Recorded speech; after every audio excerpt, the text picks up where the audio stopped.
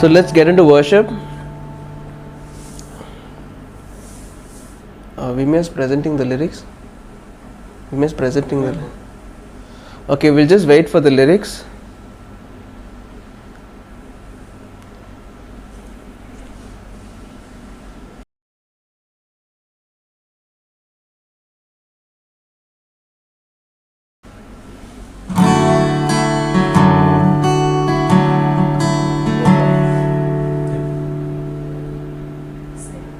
Okay, I hope everybody know this song.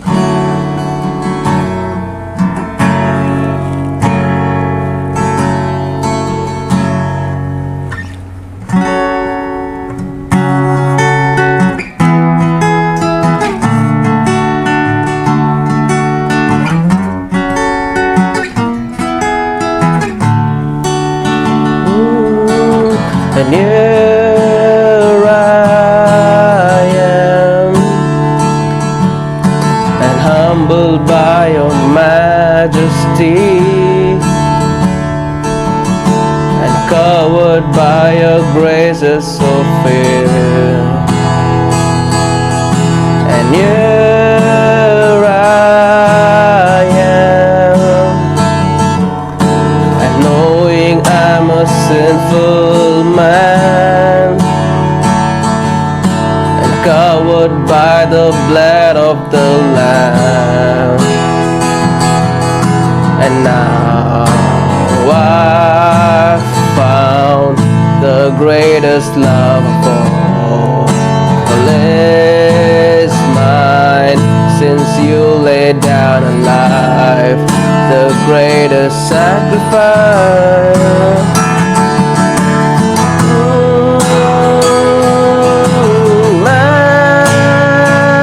Majesty and majesty,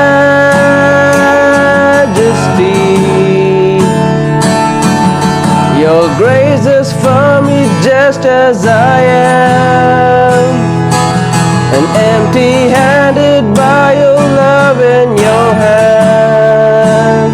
Majesty and majesty,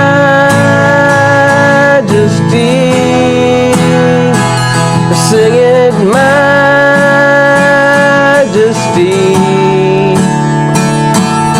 Your grace is for me just as I am, and empty-handed by our love in your hand. And here I am, and humbled by the love that you give, forgiven so that I can forgive. So here I stand, and knowing that I'm your desire,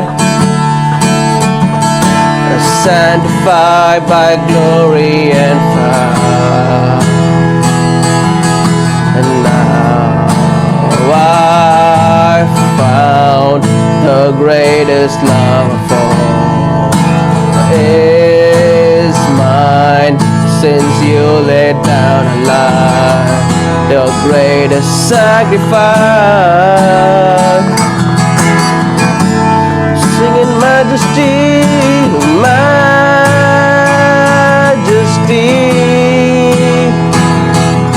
and majesty,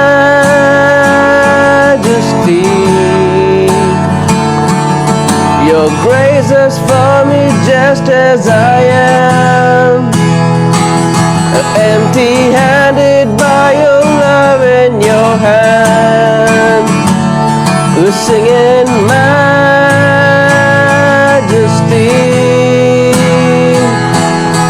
and majesty,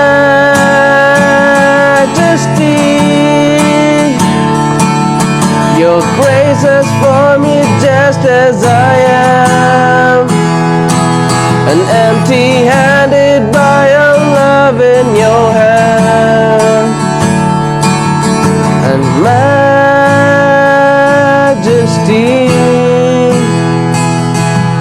and majesty,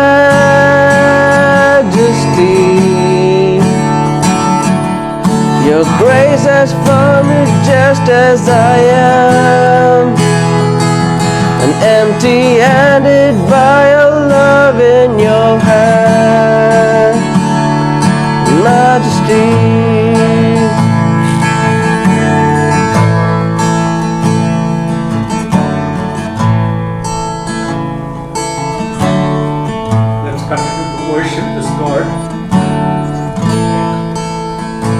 Continue to worship our God, God who reigns in majesty, a God who is in control of everything, God who knows everything, and God who is leading us every day.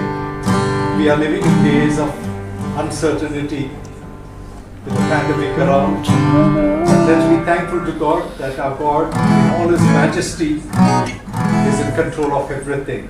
Let's continue to worship the Lord by singing the next song.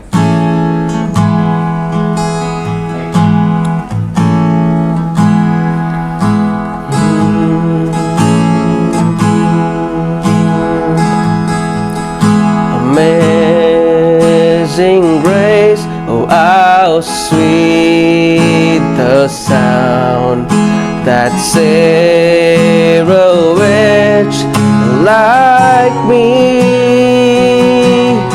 Oh, I once was lost, but now I'm found. Was blind, but now I see. 'Twas grace that taught my heart to fear, and grace my fears relieve. How precious did that grace appear, the hour I first believed. My chains are gone, I've been set free.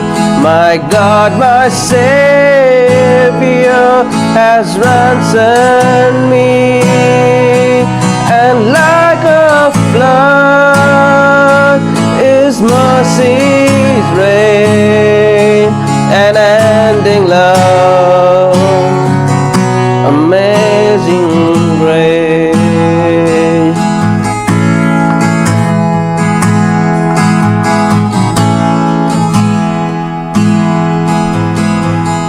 The Lord has promised a good to me. His word, my hope is secure. He will my shield and portion be, as long as life endures. My chains are gone, I've been set free. I've got a Father and ransom me, and like a flood His mercy reigns, and ending love, amazing grace. My chains are gone, oh I've been set free. My God, my Savior has ransomed me, and like a flood His mercies reign, and ending love, amazing grace.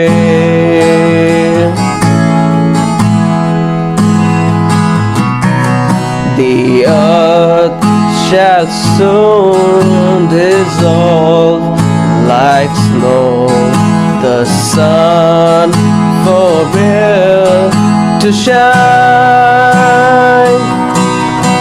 but God who called me out to love will be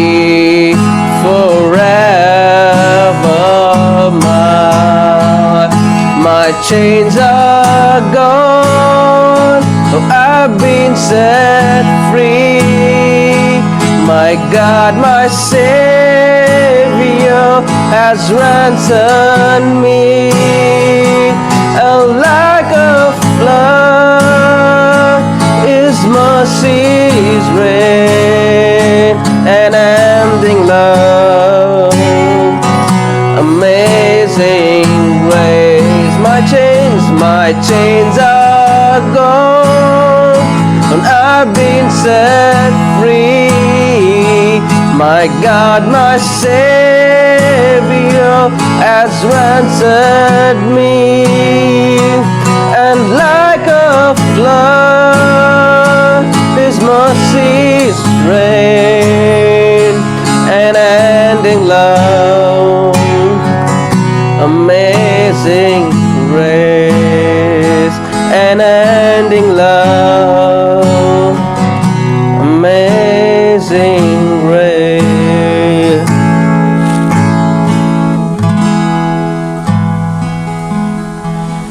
So welcome to everyone for our weekly Bible study. Let's look to the Lord in prayer before we get to study God's Word. Heavenly Father, we thank you for the amazing grace by which you saved each one of us. We know how undeserving we were. The Bible tells us that while we were yet sinners, you still loved us and you were willing to die on the cross for our salvation. Father God, with grateful hearts we come before you for what you have accomplished through your beloved Son and our Lord, the Lord Jesus Christ. Even this evening, as we continue to study on the evidences of our encounter with Christ, pray, Lord, that you would prepare our hearts to examine ourselves and see whether we live with those evidences that needs to be seen in our lives every day.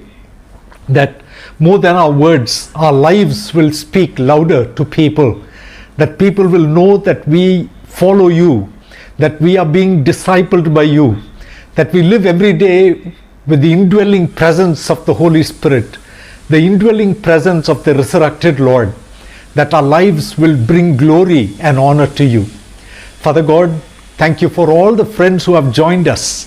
We pray that this evening's study would be a blessing to every one of us. Quieten our minds and our thoughts and speak to us, for we ask this prayer with faith in and through the name of our Lord and Savior, Jesus Christ. Amen. Amen. Some years back, I had been to a secular college, and I had been invited as a resource person to speak in that college. So I'd been to that college, and after I finished my talk, the principal of that college, who was from a different faith, she called me to her room, and she showed me something that was very surprising on her table. There was a Holy Bible, and she said, "This is the book I read and I meditate every day for my personal life." I was surprised because I knew she doesn't belong to the Christian faith but from a different faith, and so I asked her, "What made you do this?" The one thing she told me many things, but I'm going to tell you just one thing that is related to our study this evening. She said when she met many of her old students, she was a principal for more than 25 years, and she said most of the old students whom she met, whose lives were transformed, whose lives were changed, the only thing they said the Bible changed their lives. They said they had an encounter with Christ through the Bible, and the Bible transformed their lives. She had met students who were notorious in college, who had a bad reputation in the college, but whose lives were transformed. And she understood that the Bible is not just a book of information, but it's a book of transformation. She understood that this is God's very precious living word. Yeah, we are talking about evidences of our encounter with Christ. When we listen to such testimonies, we know, and we have heard many live testimonies. There are so many testimonies on YouTube, on Facebook, that keeps telling us of the encounter that people of different walks of life, different faith, who met the Lord and whose lives were transformed. And the evidences are so clear when they give their testimony. So another evening God has given us to examine and see what kind of evidences should we be possessing. Let me tell you, the encounter with Jesus is a beginning of a beautiful relationship. A relationship that we never understood earlier, but a relationship that we cherish in our lives. For we can't believe the kind of love that we enjoy with the Lord, to know that God the Holy Spirit indwells us every moment of our life, strengthening us to live the kind of life that He has called us to live. I was looking at John chapter 15 for our meditation this evening. If you have your Bibles, please turn with me to John chapter 15. We are going to look at some principles that would really minister to us. It's a chapter that talks about the vine and the branches. Jesus had a reason to talk about this, to use this as an illustration, because those of us who have been to Jerusalem, to Israel, we know that Israel is known for the kind of grapes that we get from there. Every home will have a vine, a vineyard in their home. And it's a very common agriculture that is practiced in Israel, in Palestine. And Jesus was talking about that so that people can understand and connect very well. 3 things I want to bring to you for our meditation this evening on the theme, evidences of our encounter. The first thing is abiding in Christ always. Before we had the encounter, we just lived our own lives. We lived it for our own pleasure. We lived it the way we wanted to live it. I've counseled many young people who have told me in their own words, I am a self-made person. Right? They grow up the way they want to grow up. They have their own values, their own principles. Very easily they can be manipulated by their friends and environment. But when we had an encounter with Jesus, we began a relationship with Him, abiding in Him. John loves this word abide. It's said that in this one chapter, that word abide is used 11 times. In the entire Gospel of John, John uses this word abide 40 times. And in the epistles that he has written, in the 3 epistles that John wrote, he uses the word abide 27 times. So John understood anybody who has had an encounter with the Lord will not have a superficial relationship with Him, but an abiding relationship. To understand that word abide, it means, like a thread that is spun around a wheel, so tight connected to that wheel. That is what the meaning of abide actually means. So, what does it really mean to abide? Number 1, it means that we accept Jesus Christ as our Savior and Lord. So who can abide? Anyone who has accepted Jesus Christ as their Savior and Lord through a prayer of faith, by putting their faith in God's Word, they begin abiding in Christ. So the encounter was when the abiding was initiated. And then we see the second thing about abiding is living consciously about the living presence of the Lord in our personal lives. From the day we accept Him, we begin to experience the presence of the Lord with us. The Lord made a covenant with everyone who had an encounter with Him. The Lord made a covenant with them. In Hebrews 13:5, He said, I will never leave you. I will never forsake you.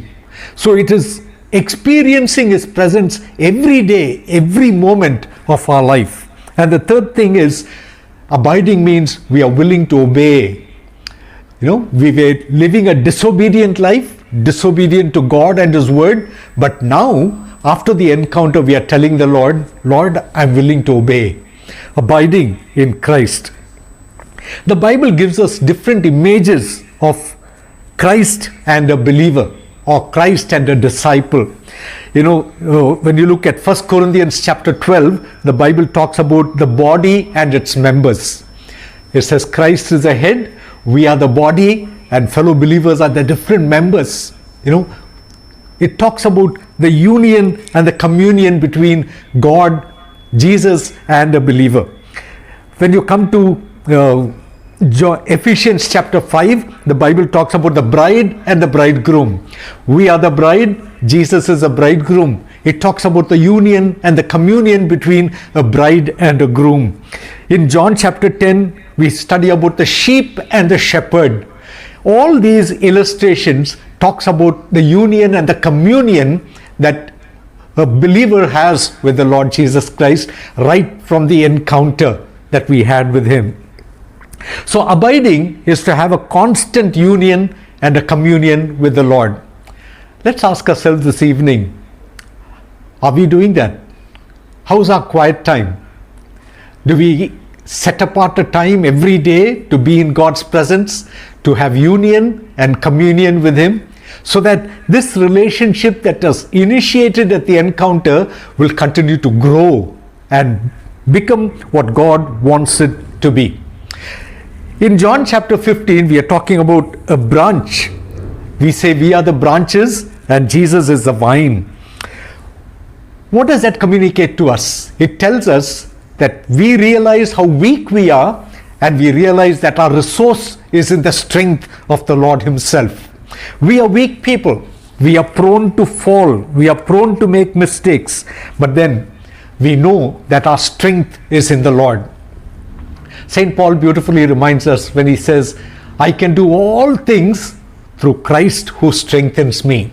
That is for all of us. We can live and enjoy our walk with him with the strength that he gives to us. Now, how do we know that we are abiding in Christ? From the day of our encounter, what is the evidence we can personally look into our lives to know, yes, I am abiding in Christ? When you look at chapter 15, verse 2 of John's Gospel, the Bible says, anyone who is abiding in Christ will produce fruits. Number 2, you will experience the Father's pruning. Jesus said the Father is the gardener who will prune the vine, the branches. The pruning experience where God is constantly molding us and making us the way he wants us to be. Number 3, the Bible tells us your prayers will be answered if you're abiding in Christ. And number 4, we see that you will have a deep love for Christ. And the 5th one, you will experience joy in your life. So these are some of the evidences that you read in John chapter 15 of a person who's abiding in Christ. We need to ask ourselves, am I abiding in him? Have I just accepted him and then become careless about my walk with the Lord? Or am I enjoying my walk with him? Is my walk with the Lord a top priority? Am I conscious that I'm abiding in Christ? You know, it's a holy relationship. We are connected to the most holy God. Anybody wants to talk about holiness? Jesus is an embodiment of holiness. He said he is the truth. He is holy. In 1 Peter chapter 1 verse 14-15, Peter says, be holy as the one who has called you is holy. So when I say I abide with Christ, am I enjoying that holiness in my life, in my thoughts, in my action, in my relationship, in all that I do? Am I conscious about my holiness? The second evidence of having an encounter with Christ based on John chapter 15, it says bearing fruits. Number 1, A stands for abiding, B stands for bearing fruits. We were barren before we met the Lord. We were not productive. We were branches that had no life in it. And the Bible tells us the branches that have life in it will bear fruits. If a branch is not bearing fruit, then according to the gardener, it is a dead branch. A dead branch does not have to be connected to the vine. The gardener will remove it. Bearing fruit is so important. God takes away our barrenness and God makes us fruit bearing. If you read into John chapter 15, you will see the progressive fruit bearing that is mentioned in it. It says you will bear fruit, then the Bible says you will bear more fruit, and then the Bible says you will bear much fruit. Let me remind you, our encounter is a transforming encounter. I am reminded of Onesimus in the letter of Paul to Philemon. of Philemon. He talks about this runaway thief who was a slave in his master's house, in Philemon's house, this man called Onesimus. He was brought to the prison as a robber, as a thief. But when he went back to his master, Paul writes and says, he was useless, but now he will be useful to you. He was your slave and a thief, but now he will be a brother to you. Paul is emphasizing on the encounter that Onesimus had with the Lord in the prison, and says his life is now not going to be useless. He will be a useful brother to you from now on. What are the fruits God desires from us? Based on John chapter 15, I would say one fruit that God would expect as an evidence of our encounter with Him is loving obedience. God wants us to obey Him. Number 2, I'll be talking more about loving obedience in the third point, so I'm going ahead. Righteousness and justice are the next 2 things, the fruits that in John chapter 15 God records for us. What is righteousness? How do we understand that word? Those of us who have had an encounter with the Lord, those of us who have accepted Jesus into our lives as our Savior and Lord, we need to be very conscious about this word called righteousness. Righteousness in simple is to have a right standing before God. Isaiah describes about our righteousness as a filthy rag. So what is this righteousness we are talking about? We never had anything in us that made us righteous enough to stand before God. It is when we accepted Jesus Christ, when we had an encounter with the Lord clothed us with the righteousness of His beloved Son. And He expects us to live with that righteousness every day. So, righteousness and justice should be found in everyone who has had an encounter with the Lord. I like the way the psalmist David said in Psalm 23. He said, if the Lord is my shepherd, He will be leading me in paths of righteousness. He's saying if the Lord will be the shepherd of our life, He will constantly help us to have a right standing before God. Why do we study God's word? Why are we living consciously about Christ being with us? So that we will have a right standing before God. You and I will remember Daniel, who was put into the lion's den. The next day morning, the king comes and he calls out to Daniel. And you know what Daniel replies? He says, I am safe because I've been faithful before you and before God. He says, I've had a right standing before you, O king, and I've had a right standing before God. So the lions have not harmed me at all. Anyone who has had an encounter with the Lord Jesus Christ, we need to be having a right standing before God. Every time we fall, we need to rise up and we need to cleanse ourselves by faith through the blood of Jesus to make sure we have a right standing with Him. I like the term that is used in John chapter 15 where it says, every branch in me. Jesus says, every branch in me. What does that refer to? Every disciple, every follower in Christ is what it means. So every branch that is connected to the Lord, every believer who's connected with the Lord Jesus Christ is expected to be fruit bearing. One of the evidences is that we will be bearing the kind of fruit that God wants us to have. Whenever we talk about fruit, we will be reminded about the fruit of the Spirit that the Bible talks about. 9 different qualities put into one fruit. I don't have time to get into the details of that, but I wish that you would meditate on the fruit of the Spirit and see where are we lacking in producing the kind of fruit God wants us to produce. So our fruitfulness, according to John chapter 15, is to allow the resurrected Lord to live His life in and through us. That makes us fruitful. Before we had an encounter with Jesus, we lived our lives in our own way, our own pleasure. We fulfilled our own heart's desire.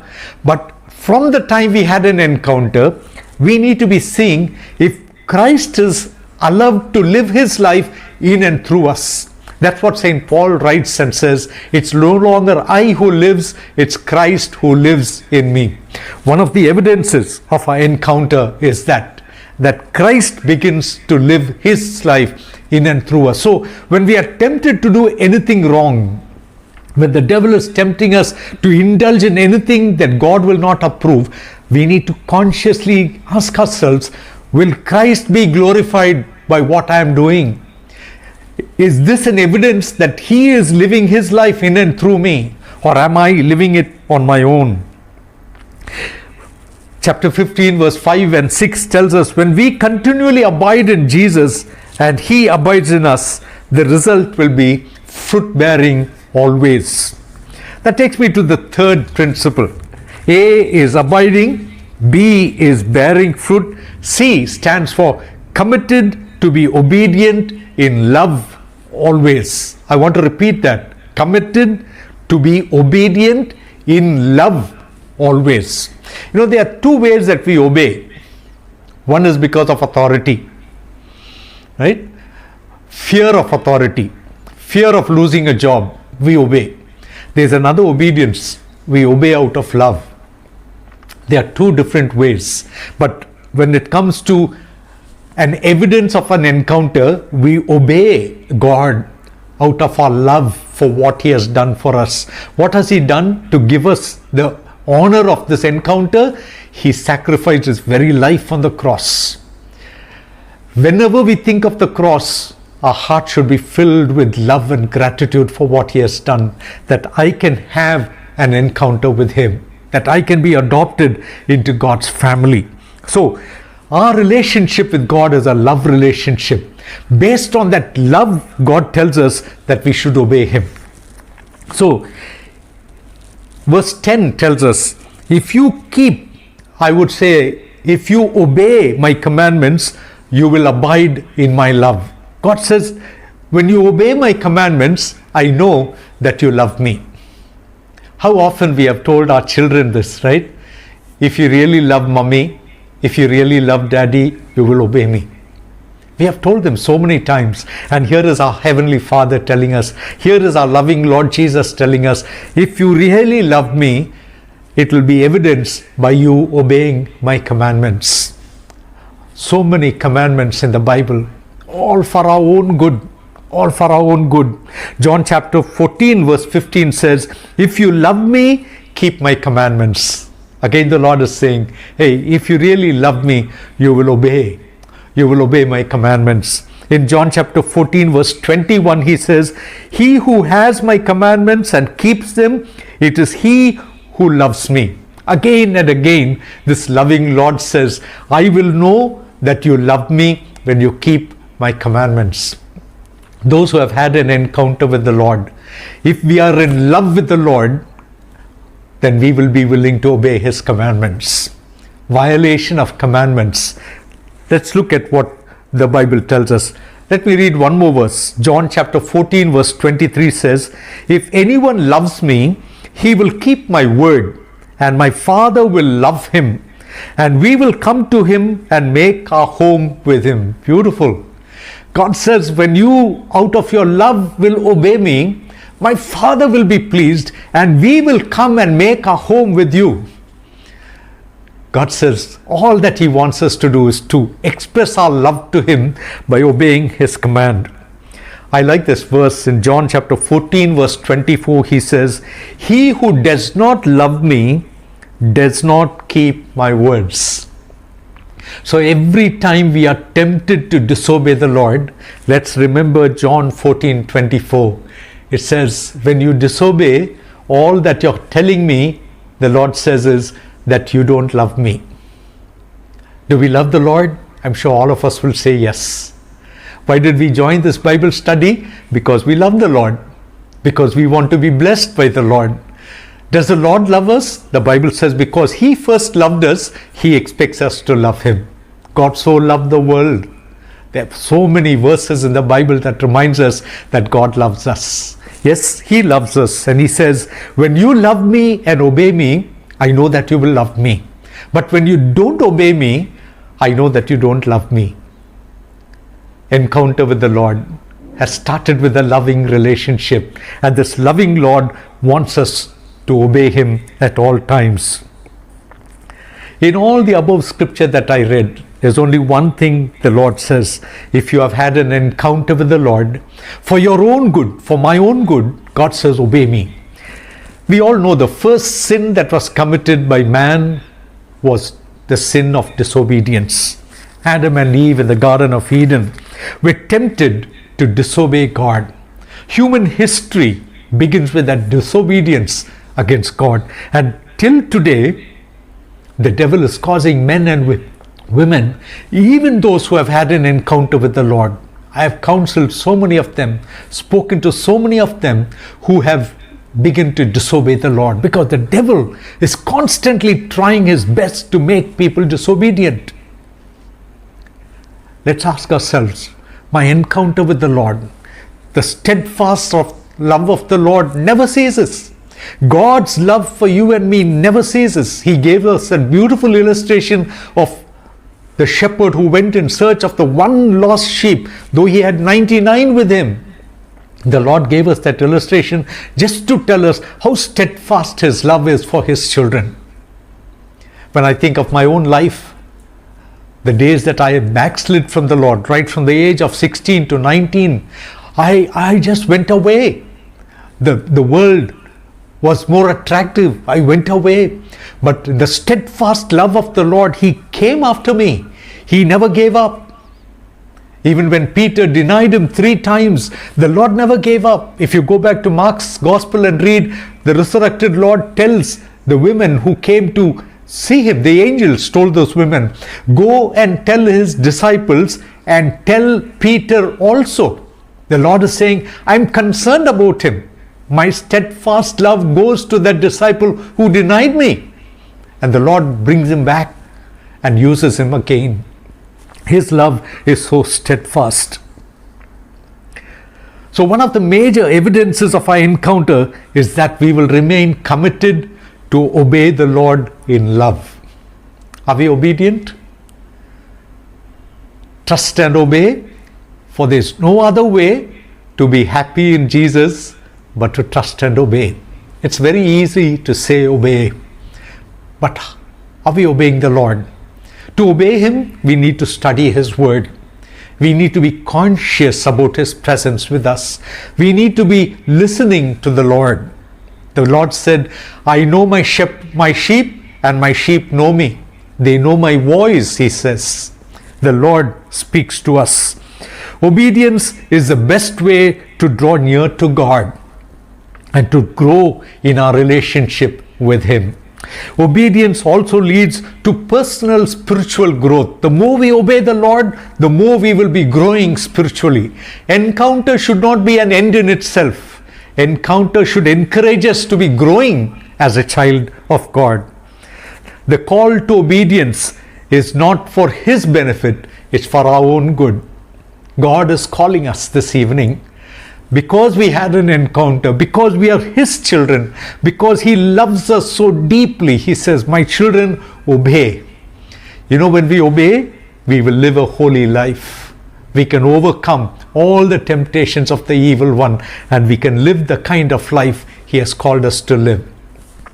Let me close with this. How many of us know what is the Bible known in Hebrew? If they're Hebrew scholars, you must forgive me if I misspell it.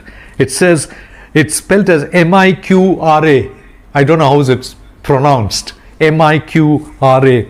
The meaning of that word in Hebrew means to call. To call. You know, the Bible, they say, is not just a book to be carried and to be read just to get some information about God. They say the Bible is a voice to listen. Listen to me very carefully. The Bible is a voice to listen, because this is God's own word. Inspired word of God. It is a call where God is calling us to listen to Him. So every time we sit to meditate, because of the encounter we had with Him, God is calling us to listen to Him. So never have a hurried meditation. Don't be in a hurry to read just a chapter because somebody said a chapter a day will keep the devil away. No. We come with an expectant heart. We come preparing ourselves to listen to His voice. Yes, the Bible is the Word of God to be listened and obeyed, so that our going will be strong in the Lord. So let us understand God's Word. It is a call. God is calling us to talk to us, to help us to know His will and obey Him. So 3 things we studied this evening about abiding, remaining, true to the call, true to the encounter, excited about the encounter. We sang that beautiful, very old hymn, Amazing Grace, how sweet the sound that saved a wretch like me. What does it talk about? It's talking about the encounter. I was blind before I had an encounter with the Lord, but now I see, and so I will abide in my Lord. I'm able to see, so I will bear fruit that He expects me to bear as an evidence of my encounter. And I see, and so I will remain committed and obedient in love always to my Lord. Is that our life today? Are we abiding in Him every time, all the time? I often tell people, let's not be a weekend Christian. There are many who have a very sacred life on Sunday and have a secret life on all other days. But God is calling us to enjoy our walk with Him every day, abiding in Him, bearing fruits, because our resources not in us, our resources in the vine, Jesus Himself. And He will help us to bear the fruit when we abide in Him. And we need to be committed to obey Him in love always. May the Lord bless these meditations to our heart. May the Lord make us strong in the Lord, because He is our resource. He is the vine and we are the branches. May we enjoy our life with Him. Shall we pray together? Will you pray with me? Father, we are so grateful to You for speaking to us from John chapter 15. Father, we can never thank You sufficiently enough for enabling each one of us to have a personal encounter with You. That encounter has brought around a transformation that nothing else in the world could do, Lord. It's only the Bible. It's only the God of the Bible. It's only the resurrected Lord who can transform anyone's life in any part of the world. I thank You for all of God's people who have joined us for the study today. Thank You for helping us to examine our lives in the light of Your word, to see if I have the kind of evidences I should possess because I declare that I've had an encounter with the Lord. Forgive us for the areas in our life that we are falling short of Your expectations. I pray for all my friends who joined us for the study. Lord, help us to abide. Help us to have the joy of abiding in You, the joy of bearing fruit, the joy of being committed to remain obedient in love with You. Thank You, Lord, for Your love towards us that never ceases. Thank You for Your unconditional love. Thank You for being so patient with us, Lord. I pray, Father, that this message will really bring us closer in our walk with You, will cause us to examine our lives and see, where am I lacking in showing to the world the evidence that I need to be showing for the encounter I've had with the resurrected Lord. Continue to speak to us, Father, and pray that in the weeks to come, You will continue to help us to examine our lives and grow and mature as Your children. Thank You once again for every brother, sister who has joined us for the study. Bless them wherever they are. Thank You, Lord, for hearing us. In Jesus' most precious name we pray. Amen. Amen. Amen.